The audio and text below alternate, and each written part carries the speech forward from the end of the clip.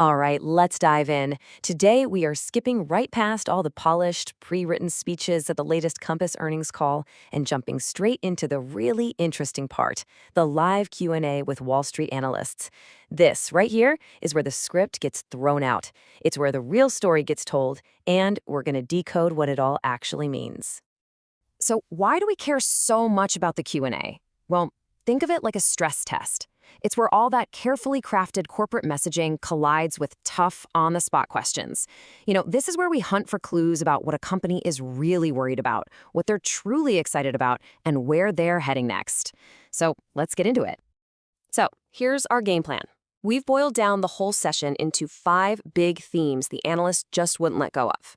We're going to follow the money, look at their agent recruiting strategy, dive into their big bet on AI, and maybe most importantly, we'll look at the questions they flat out refuse to answer. Yeah, just to be clear, the first part of any earnings call is basically a performance. It's a script that's been through layers and layers of lawyers and PR people. But the Q&A? That's pure improv. It's where you can see executives thinking on their feet. And trust me, every pause, every confident answer, it all tells a story. Okay, first up, the analyst went straight for the wallet. They wanted to follow the money. Compass has been making some huge, expensive moves, and the number one question was pretty simple. Are these big bets actually paying off? And the focus immediately snapped to that huge acquisition of Christie's International Real Estate. One analyst basically asked, okay, you spent a ton of money on this fancy brand. Show us that it's actually working. And the answer, believe it or not, came down to one single, pretty staggering number. And there it is, 1,000 basis points. Now, don't worry if that sounds like Wall Street jargon. A basis point is just a tiny fraction of a percent. So what we're really talking about is a 10 percentage point jump in their attach rate. In the real estate business, a move that big is, well, it's massive. But what in the world is an attach rate? So an attach rate is really just a simple measure of how good you are at cross-selling. When an agent closes a house deal, what's the chance the buyer also uses the company's own title insurance or mortgage service? A higher attach rate means you're squeezing more money out of every single transaction.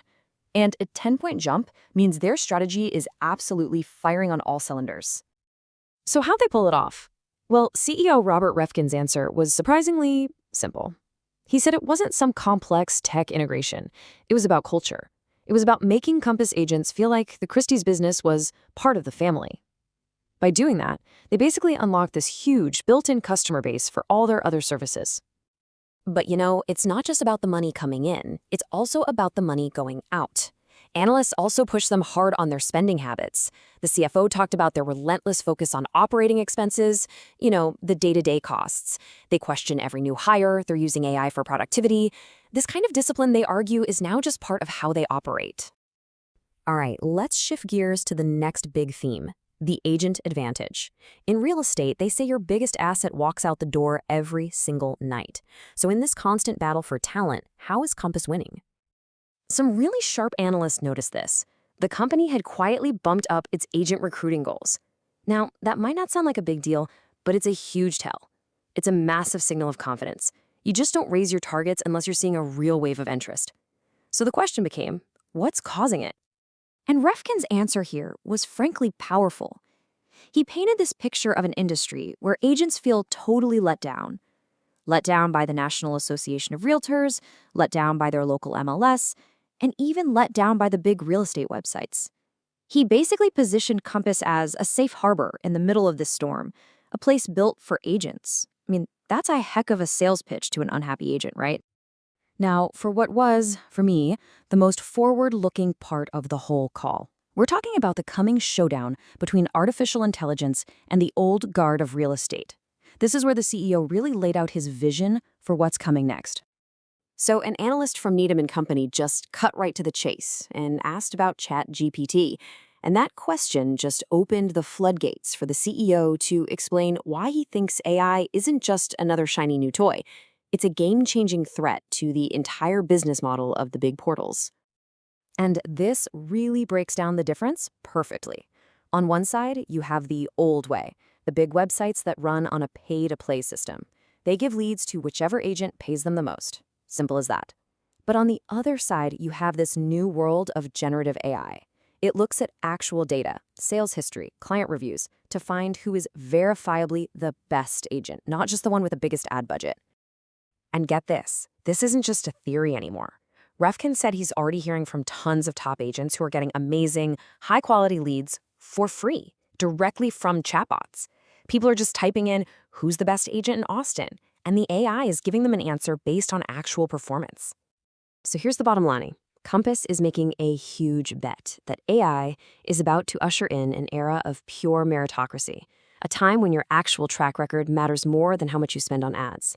And if you're a company like Compass, which believes it has the top-performing agents, well, that future sounds pretty darn good. Okay, but just as important as everything that was said is what wasn't said. Sometimes the loudest thing you hear on an earnings call is silence. A good analyst knows how to listen for the non-answers because that's where companies signal what they're really nervous about.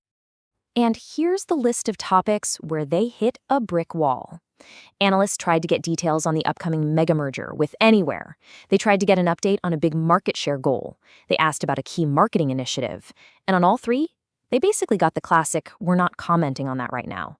Stonewalled. So what does a no comment really mean? Well, it's a huge red flag. It tells you exactly where the sensitive spots are. Dodging a question on a merger could mean tough negotiations are still happening.